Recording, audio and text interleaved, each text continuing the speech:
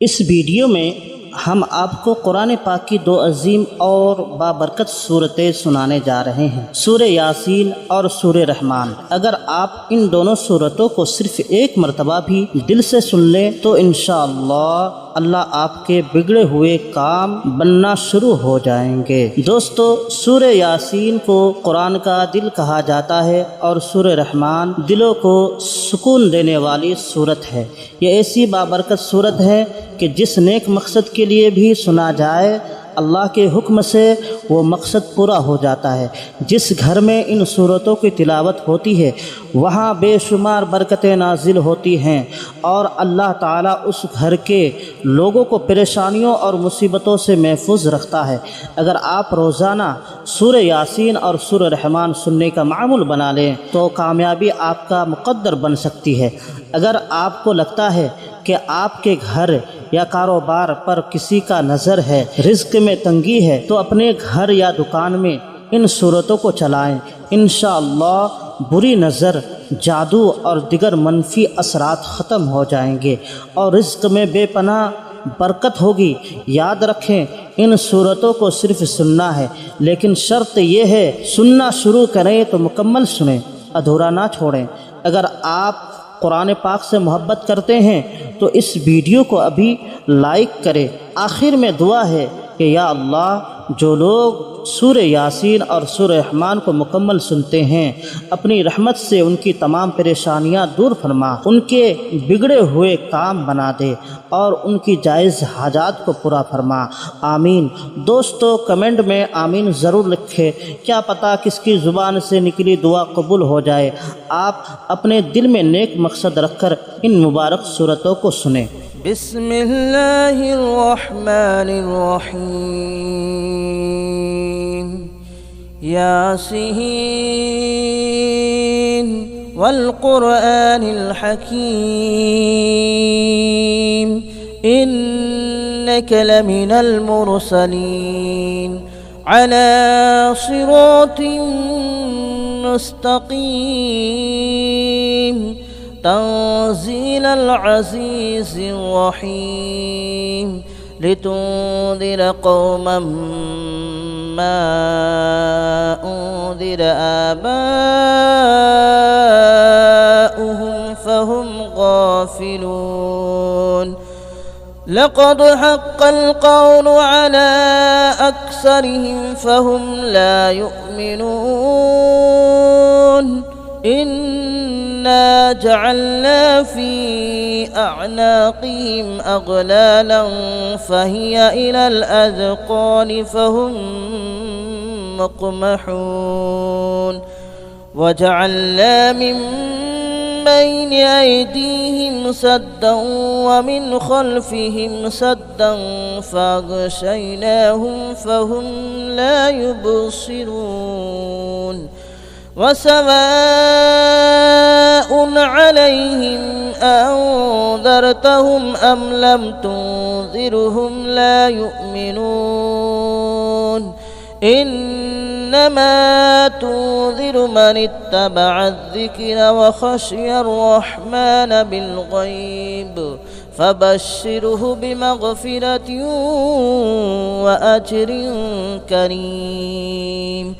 इन्ना नहनु नुह्यिल मौता व नक्तुब मा क़द्दमू व आसारहुम व कुल्ल शैइन अहसयनाहु फ़ी इमामिन मुबीन। वदरिब लहुम मसलन अस्हाबल क़रियह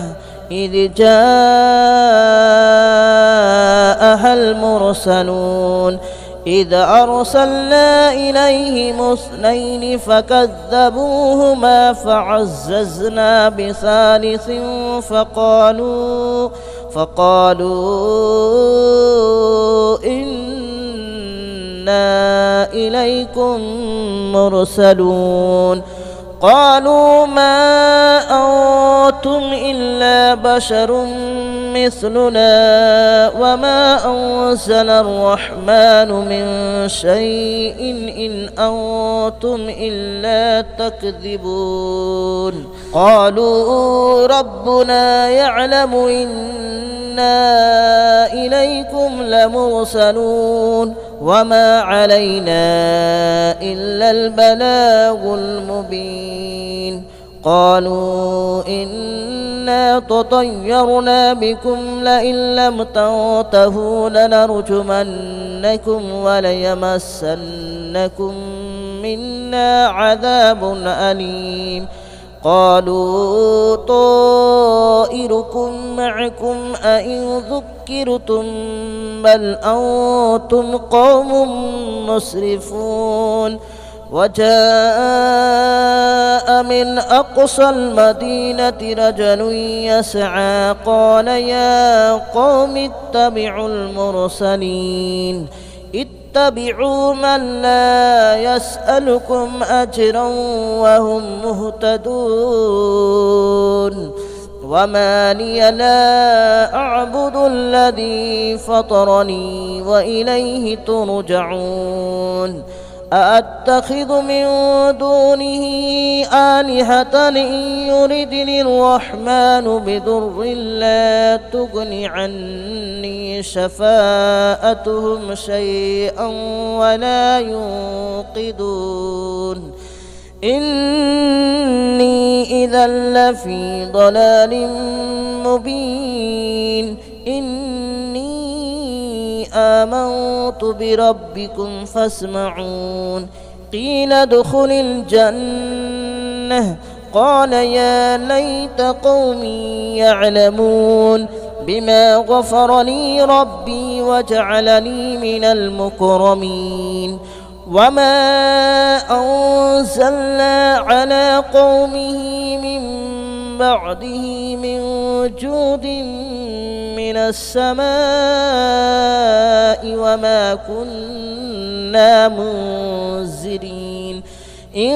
كانت إلا صيحة واحدة فإذا هم خامدون يا حسرة على العباد ما يأتيهم من رسول إلا كانوا به يستهزئون ألم يروا كم أهلكنا قبلهم من القرون أنهم إليهم لا يرجعون وإن كل لما جميع لدينا محضرون وآية لهم الأرض الميتة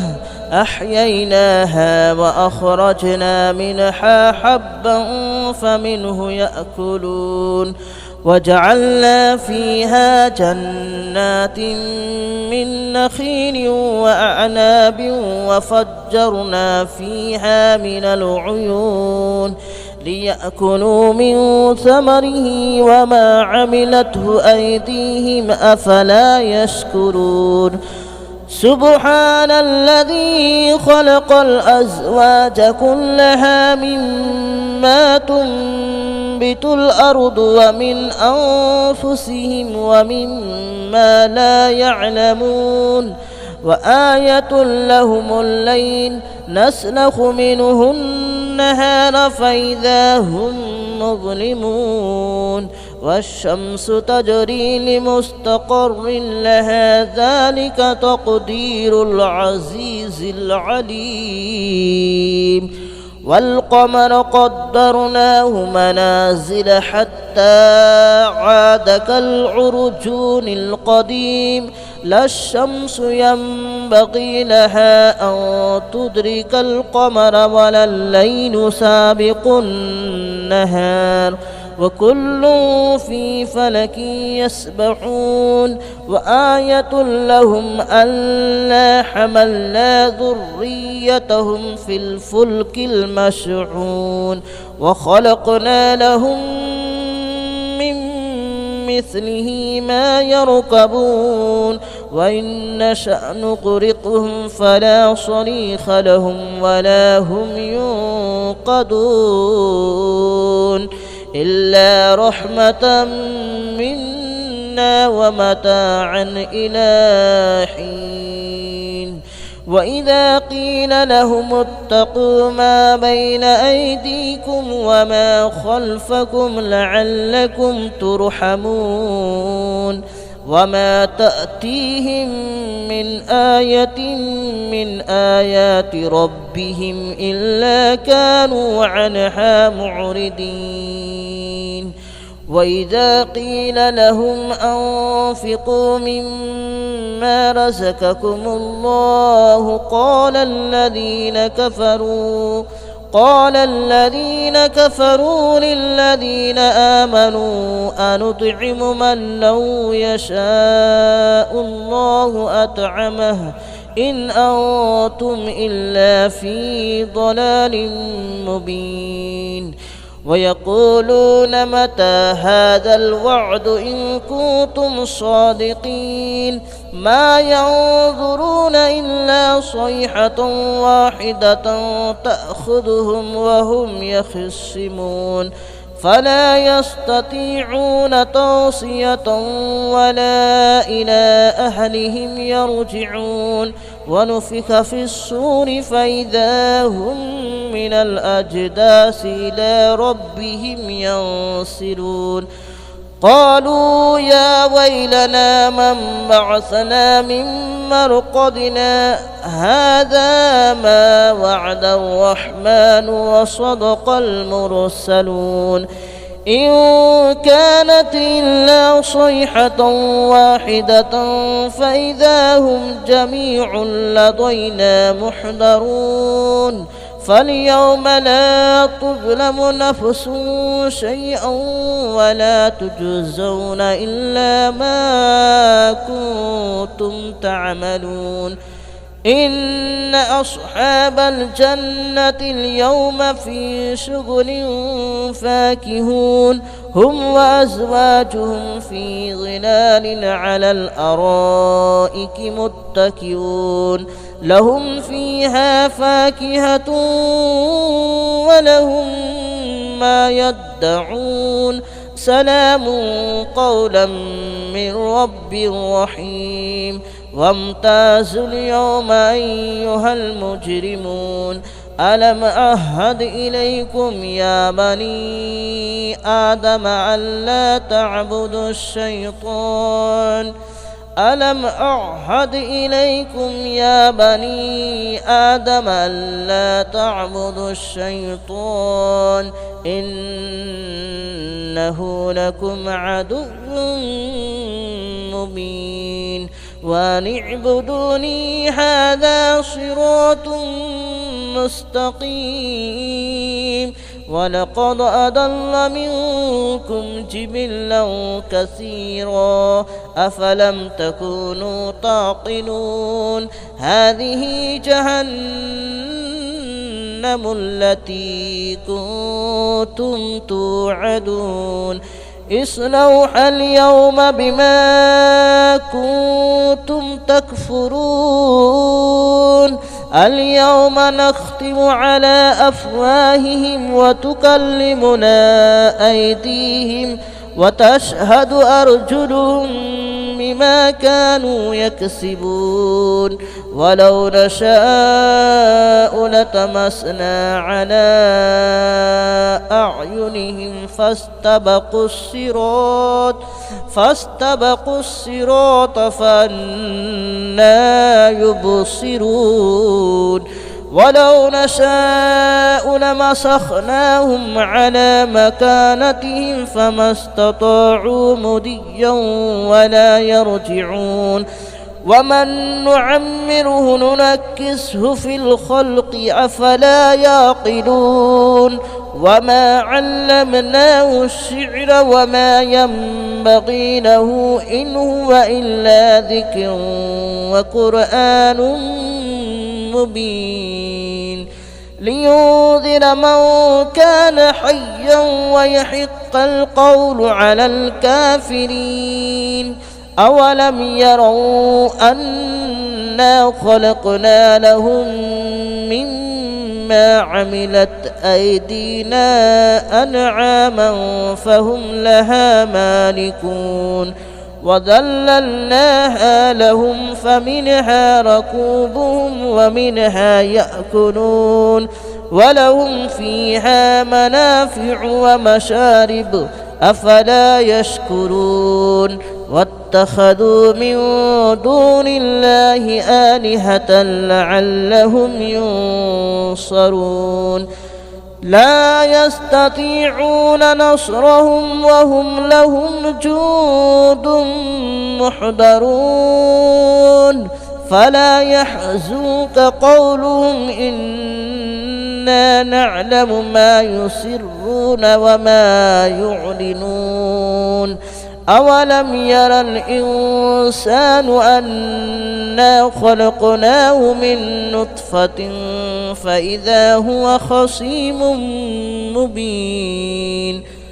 وضرب لنا مثلا ونسي خلقه قال من يحيي العظام وهي رميم قل يحييها الذي أنشأها أول مرة وهو بكل خلق عليم الذي جعل لكم من الشجر الأخضر نارا فإذا أنتم منه توقدون أوليس الذي خلق السماوات والأرض بقادر على أن يخلق مثلهم بلى وهو الخلاق العليم إنما أمره إذا أراد شيئا أن يقول له كن فيكون فسبحان الذي بيده ملكوت كل شيء وإليه ترجعون بسم الله الرحمن الرحيم الرحمن علم القرآن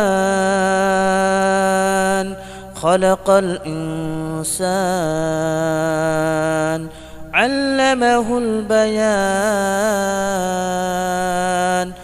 الشمس والقمر بحسبان والنجم والشجر يسجدان والسماء رفعها ووضع الميزان ألا تطغوا في الميزان وأقيموا الوزن بالقسط ولا تخسروا الميزان والأرض وضعها للأنام فيها فاكهة والنخل ذات الأكمام والحب ذو العصف والريحان فبأي آلاء ربكما تكذبان خلق الإنسان من صلصال كالفخار وخلق الجان من مارج من نار فبأي آلاء ربكما تكذبان رب المشرقين ورب المغربين فبأي آلاء ربكما تكذبان مرج البحرين يلتقيان بينهما برزخ لا يبغيان فبأي آلاء ربكما تكذبان يخرج منهما اللؤلؤ والمرجان فبأي آلاء ربكما تكذبان وله الجوار المنشآت في البحر كالأعلام فبأي آلاء ربكما تكذبان كل من عليها فان ويبقى وجه ربك ذو الجلال والإكرام فبأي آلاء ربكما تكذبان يسأله من في السماوات والأرض كل يوم هو في شأن فبأي آلاء ربكما تكذبان سنفرغ لكم أيها الثقلان فبأي آلاء ربكما تكذبان يا معشر الجن والإنس إن استطعتم أن تنفذوا من أقطار السماوات والأرض فانفذوا لا تنفذون إلا بسلطان فبأي آلاء ربكما تكذبان يرسل عليكما شواظ من نار ونحاس فلا تنتصران فبأي آلاء ربكما تكذبان فإذا انشقت السماء فكانت وردة كالدهان فبأي آلاء ربكما تكذبان فيومئذ لا يسأل عن ذنبه إنس ولا جان فبأي آلاء ربكما تكذبان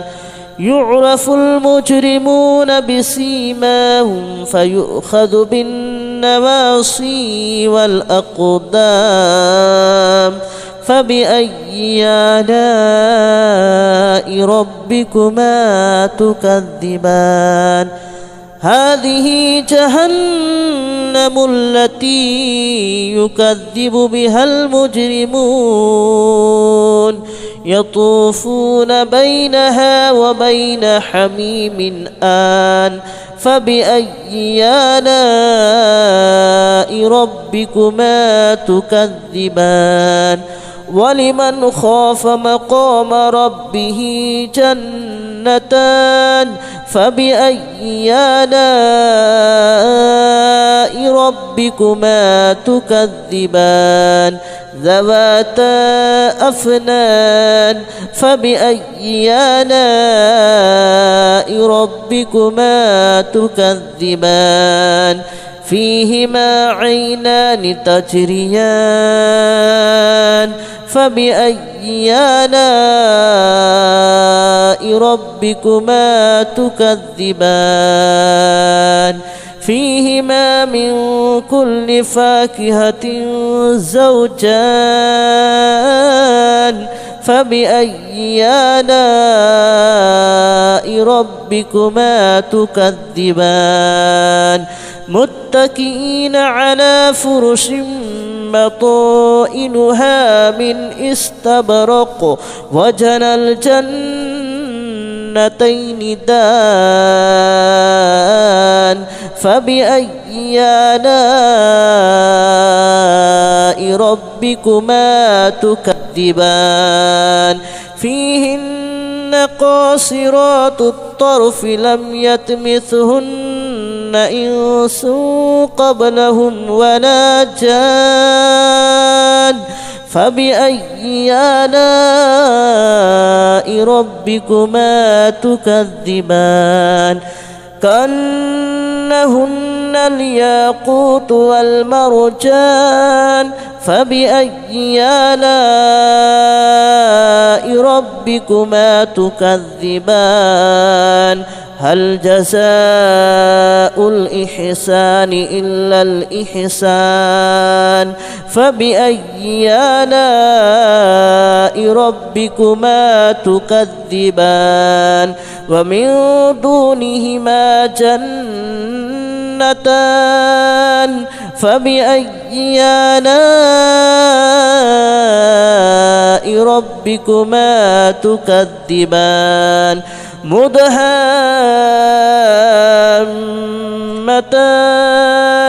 فبأي آلاء ربكما تكذبان فيهما عينان نضاختان فبأي آلاء ربكما تكذبان فيهما فاكهة ونخل ورمان فبأي آلاء ربكما تكذبان فيهن خيرات حسان فبأي آلاء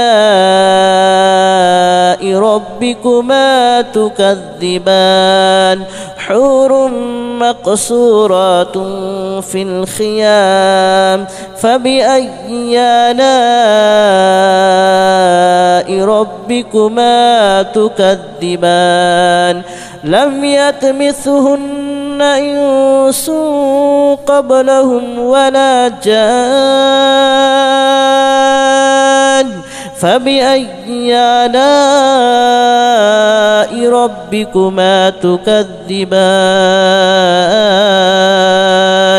متكئين على رفرف خضر وأبقري حسان فبأي آلاء ربكما تكذبان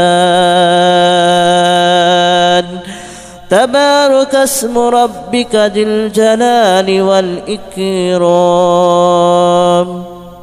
بسم الله الرحمن الرحيم إذا وقعت الواقعة ليس لوقعتها كاذبة خافضة رافعة إذا رجت الأرض رجا وبست الجبال بسا فكانت هباء منبثا وكنتم أزواجا ثلاثة فأصحاب الميمنة ما أصحاب الميمنة وأصحاب المشأمة ما أصحاب المشأمة والسابقون السابقون أولئك المقربون في جنات النعيم ثلة من الأولين وقليل من الآخرين على سرر موضونة متكئين عليها متقابلين يطوف عليهم ولدان مخلدون بأكواب وأباريق وكأس من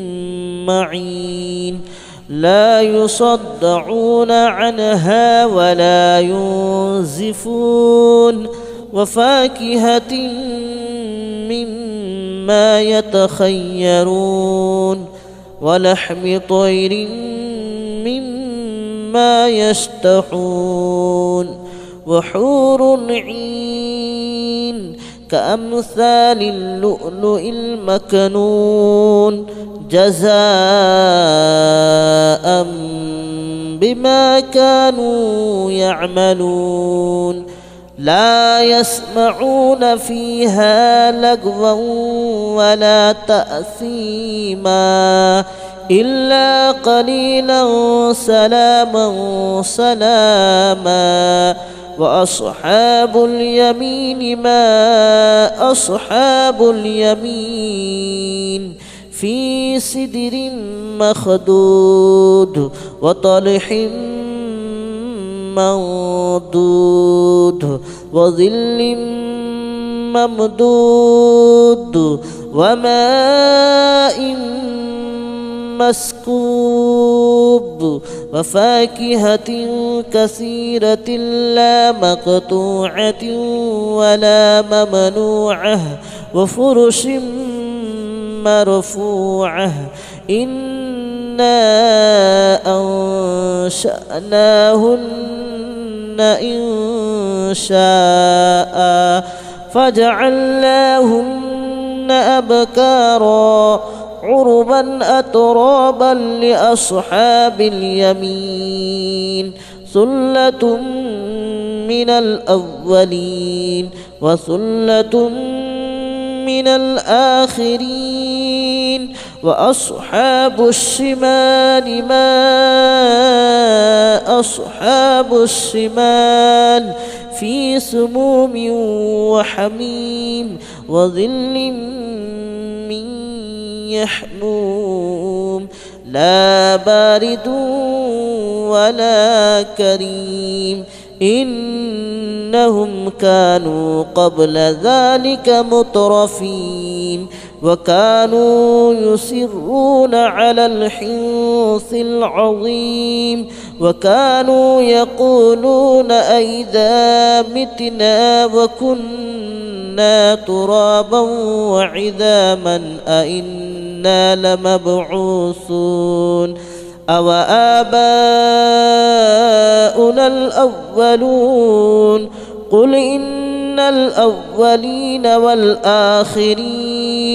لمجموعون إلى ميقات يوم معلوم ثم إنكم أيها الضالون المكذبون لآكلون من شجر من زقوم فمالئون منها البطون فشاربون عليه من الحميم فشاربون شرب الحميم هذا نزلهم يوم الدين نحن خلقناكم فلولا تصدقون أفرأيتم ما تمنون أأنتم تخلقونه أم نحن الخالقون نحن قدرنا بينكم الموت وما نحن بمسبوقين على أن نبدل أمثالكم وننشئكم فيما لا تعلمون ولقد علمتم النشأة الأولى فلولا تذكرون أفرأيتم ما تحرثون أأنتم تزرعونه أم نحن الزارعون لو نشاء لجعلناه هطاما فظلتم تفكهون إنا لمغرمون بل نحن محرومون أفرأيتم الماء الذي تشربون أأنتم أنزلتموه من المزن أم نحن المنزلون لو نشاء جعلناه أجاجا فلولا تشكرون أفرأيتم النار التي تورون أأنتم أنشأتم شجرتها أم نحن المنشئون نحن جعلناها تذكرة ومتاعا للمتقين نحن جعلناها تذكرة ومتاعا للمقوين فسبح باسم ربك العظيم فلا أقسم بمواقع النجوم وإنه لقسم لو تعلمون عظيم إنه لقرآن كريم في كتاب مكنون لا يمسه إلا المطهرون تنزيل من رب العالمين أفبهذا الحديث أنتم مدهنون وتجعلون رزقكم أنكم تكذبون فلولا إذا بلغت الحلقوم وأنتم حينئذ تنظرون ونحن أقرب إليه منكم ولكن لا تبصرون فلولا إن كنتم غير مدينين ترجعونها إن كنتم صادقين فأما إن كان من المقربين فروح وريحان وجنة نعيم وأما إن كان من أصحاب اليمين فسلام لك من أصحاب اليمين وأما إن كان من المكذبين الضالين فنزل من حميم وتصلية جحيم إن هذا لهو حق اليقين فسبح باسم ربك العظيم بسم الله الرحمن الرحيم ياسين والقرآن الحكيم إنك لمن المرسلين على صراط مستقيم تنزيل العزيز الرحيم لتنذر قوما ما أنذر آباؤهم فهم غافلون لقد حق القول على أكثرهم فهم لا يؤمنون إنا جعلنا في أعناقهم أغلالا فهي إلى الأذقان فهم مقمحون وجعلنا من بين أيديهم سدا ومن خلفهم سدا فأغشيناهم فهم لا يبصرون وسواء عليهم أنذرتهم أم لم تنذرهم لا يؤمنون إنما تنذر من اتبع الذكر وخشي الرحمن بالغيب فبشره بمغفرة وأجر كريم. إنا نحن نحيي الموتى ونكتب ما قدموا وآثارهم وكل شيء أحصيناه في إمام مبين. واضرب لهم مثلا أصحاب القرية إذ جاءها المرسلون إذ أرسلنا إليهم 2 فكذبوهما فعززنا بثالث فقالوا إنا إليكم مرسلون. قالوا ما أنتم إلا بشر مثلنا وما أنزل الرحمن من شيء إن أنتم إلا تكذبون. قالوا ربنا يعلم إنا إليكم لمرسلون وما علينا إلا البلاغ المبين. قالوا إنا تطيرنا بكم لئن لم تنتهوا لنرجمنكم وليمسنكم منا عذاب أليم. قالوا طائركم معكم أئن ذكرتم بل أنتم قوم مسرفون. وجاء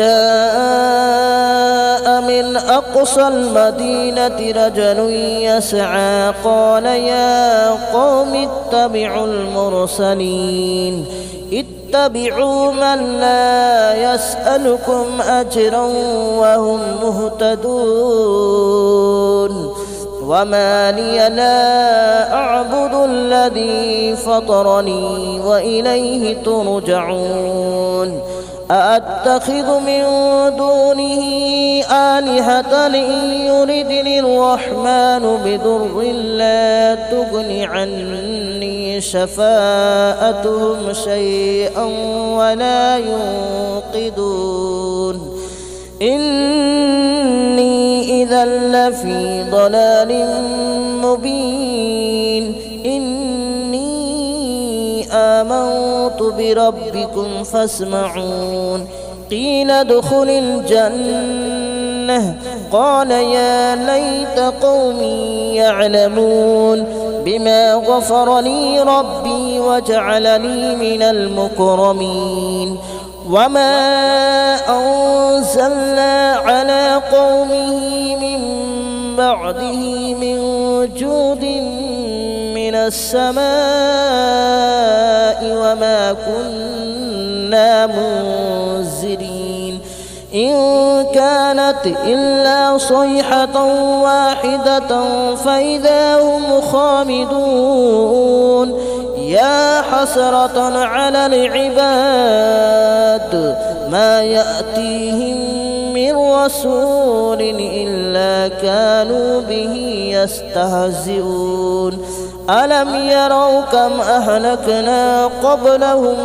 من القرون أنهم إليهم لا يرجعون. وإن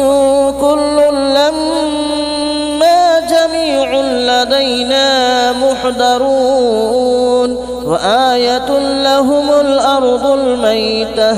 أحييناها وأخرجنا منها حبا فمنه يأكلون. وجعلنا فيها جنات من نخيل وأعناب وفجرنا فيها من العيون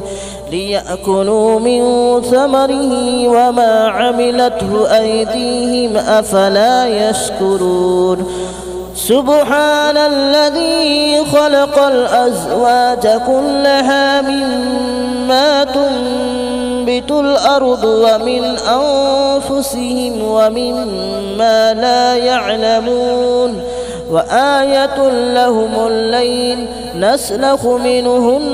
النهار فإذا هم مظلمون والشمس تجري لمستقر لها ذلك تقدير العزيز العليم والقمر قدرناه منازل حتى عاد كالعرجون القديم لا الشمس ينبغي لها أن تدرك القمر ولا الليل سابق النهار وكل في فلك يسبحون وآية لهم ألا حملنا ذريتهم في الفلك المشحون وخلقنا لهم من مثله ما يركبون وإن نشأ نغرقهم فلا صريخ لهم ولا هم ينقذون إلا رحمة منا ومتاعا إلى حين وإذا قيل لهم اتقوا ما بين أيديكم وما خلفكم لعلكم ترحمون وما تأتيهم من آية من آيات ربهم إلا كانوا عنها معرضين وإذا قيل لهم أنفقوا مما رزقكم الله قال الذين كفروا للذين آمنوا أنطعم من لو يشاء الله أطعمه إن أنتم إلا في ضلال مبين ويقولون متى هذا الوعد إن كنتم صادقين ما ينظرون إلا صيحة واحدة تأخذهم وهم يخصمون فلا يستطيعون توصية ولا إلى أهلهم يرجعون ونفخ في الصور فإذا هم من الأجداث إلى ربهم ينسلون قالوا يا ويلنا من بعثنا من مرقدنا هذا ما وعد الرحمن وصدق المرسلون إن كانت إلا صيحة واحدة فإذا هم جميع لدينا محضرون فاليوم لا تظلم نفس شيئا ولا تجزون إلا ما كنتم تعملون إن أصحاب الجنة اليوم في شغل فاكهون هم وأزواجهم في ظلال على الأرائك متكئون لهم فيها فاكهة ولهم ما يدعون سلام قولا من رب رحيم وامتازوا اليوم أيها المجرمون ألم أعهد إليكم يا بني آدم ألا تعبدوا الشيطان ألم أعهد إليكم يا بني آدم ألا تعبدوا الشيطان إنه لكم عدو مبين وأن اعبدوني هذا صراط مستقيم ولقد أضل منكم جبلا كثيرا أفلم تكونوا تعقلون هذه جهنم التي كنتم توعدون اصلوها اليوم بما كنتم تكفرون اليوم نختم على أفواههم وتكلمنا أيديهم وتشهد أرجلهم بما كانوا يكسبون ولو نشاء لطمسنا على أعينهم فاستبقوا الصراط فأنى يبصرون ولو نشاء لمسخناهم على مكانتهم فما استطاعوا مضيا ولا يرجعون ومن نعمره ننكسه في الخلق أفلا يعقلون وما علمناه الشعر وما ينبغي له إن هو إلا ذكر وقرآن مبين لينذر من كان حيا ويحق القول على الكافرين أولم يروا أنا خلقنا لهم مما عملت أيدينا أنعاما فهم لها مالكون وذللناها لهم فمنها ركوبهم ومنها يأكلون ولهم فيها منافع ومشارب أفلا يشكرون واتخذوا من دون الله آلهة لعلهم ينصرون لا يستطيعون نصرهم وهم لهم جند محضرون فلا يحزنك قولهم إنا نعلم ما يسرون وما يعلنون أولم يرى الإنسان أنا خلقناه من نطفة فإذا هو خصيم مبين وضرب لنا مثلا ونسي خلقه قال من يحيي العظام وهي رميم قل يحييها الذي أنشأها أول مرة وهو بكل خلق عليم الذي جعل لكم من الشجر الأخضر نارا فإذا أنتم منه توقدون أوليس الذي خلق السماوات والأرض بقادر على أن يخلق مثلهم بلى وهو الخلاق العليم إنما أمره إذا أراد شيئا أن يقول له كن فيكون فسبحان الذي بيده ملكوت كل شيء وإليه ترجعون بسم الله الرحمن الرحيم الرحمن علم القرآن خلق الإنسان علمه البيان الشمس والقمر بحسبان والنجم والشجر يسجدان والسماء رفعها ووضع الميزان ألا تطغوا في الميزان وأقيموا الوزن بالقسط ولا تخسروا الميزان والأرض وضعها للأنام فيها فاكهة والنخل ذات الأكمام والحب ذو العصف والريحان فبأي آلاء ربكما تكذبان خلق الإنسان الإنسان من صلصال كالفخار